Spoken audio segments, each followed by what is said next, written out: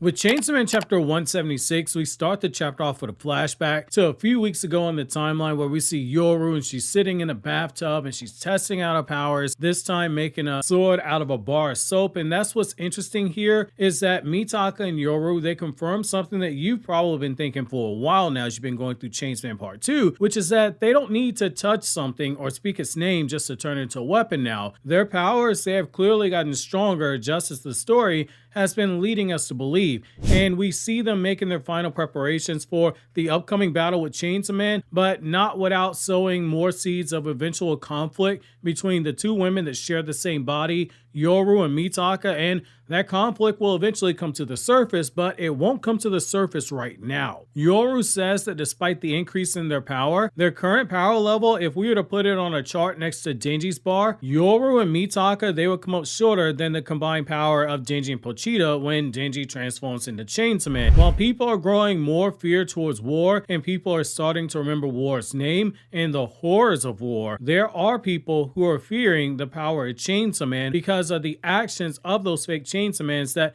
are running around currently. So it's like every bit of progress they make to get stronger, Denji and Pochita, they make an equal amount of progress as well. So the gap, it never truly closes. Each time they take a step forward, so too do Denji and Pochita. When Mitaka suggests calling a truce between Chainsaw Man and Yoru, both because she sees the issue in overtaking Chainsaw Man from a power perspective, but also because she knows Denji is Chainsaw Man, there's a dilemma there on her end because of her feelings for Denji. Yoru quietly ponders her point before shutting it down, saying that she has her comrades that she has to get back at all costs, and her comrades are devils who were eaten by Chainsaw Man in the past, which to do that, she's going to have to force Chainsaw Man to pick them up, which that goes back to the first chapter of Chainsaw Man Part 2, where she stated her goal. Yoru reveals that the weapons that she could make, they would easily, greatly surpass any of the weapons that Mitaka made from the past, from her college fund to her apartment, but the prospect of sacrifice that would be required, it would go against the very thing that she's trying to do by freeing her comrades. And this is Fujimoto setting the stage for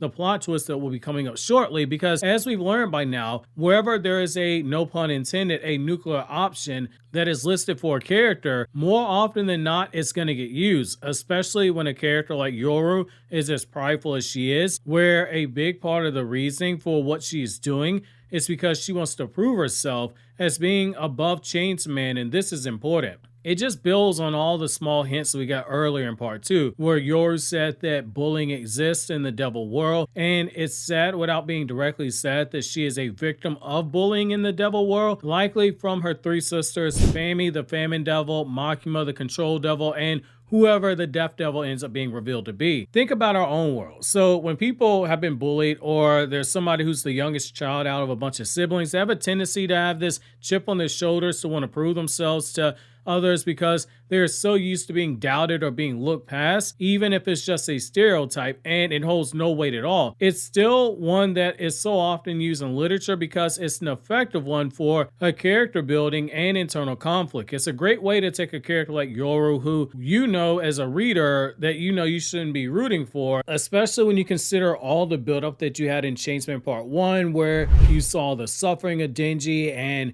you saw how Denji had to overcome everything, and now in Chainsaw Man Part 2, you've been seeing him slowly get his humanity stripped all over again, and some of it's been because of some of the actions of Yoru, like we saw a few chapters ago, where Yoru took over Mitaka's body, she gave Denji the hand job, and then basically looked at him and said like, hey man, no big deal. It's one of those things where you know Yoru's not a nice person. You know Denji's not the best person either, but you've fallen in love with him throughout Chainsaw Man Part 1. So it makes it a little harder for you to consciously root for Yoru. And yet when you get moments like this where you see how badly she wants to win, so badly that she will cross lines that she would not normally cross, so badly she is obsessed with it, and you see how there are hints that she might have been bullied and that might lead to a bit of an inferiority complex, for a moment it gets to you. And at the very least, it makes you stop and pause. If not outright altogether, make you want to root for it or turn things around. This transitions us to Yoru staring down Chainsaw Man as Pochita is preparing to slice her head off, with one of the chainsaws, and we see Yoru has made her mind up. She's going to use that nuclear option. She's going to turn what she refers to as her children into weapons, and she calls upon the tank and the gun. And my god, does this shit really start hitting the fan here. Yoru has played one of her biggest trump cards to turn the tables on Pochita, and we see two different parts of the world erupt into chaos simultaneously. The tank devil is coming out of Mexico, and the gun devil is coming out the Soviet Union. So this will be the 28% of the gun devil that the Soviet Union has possessed, which is absolutely freaking crazy. Yoru, the war devil, she just sacrificed her children, which they are the weapons of war. The tank devil and the gun devil to now become her new arms. The left arm being the tank gauntlet and the right arm being the gun gauntlet. And she's blown Chainsaw Man back, and in the process of doing so, she's forced Pochita to vomit up the mouth devil,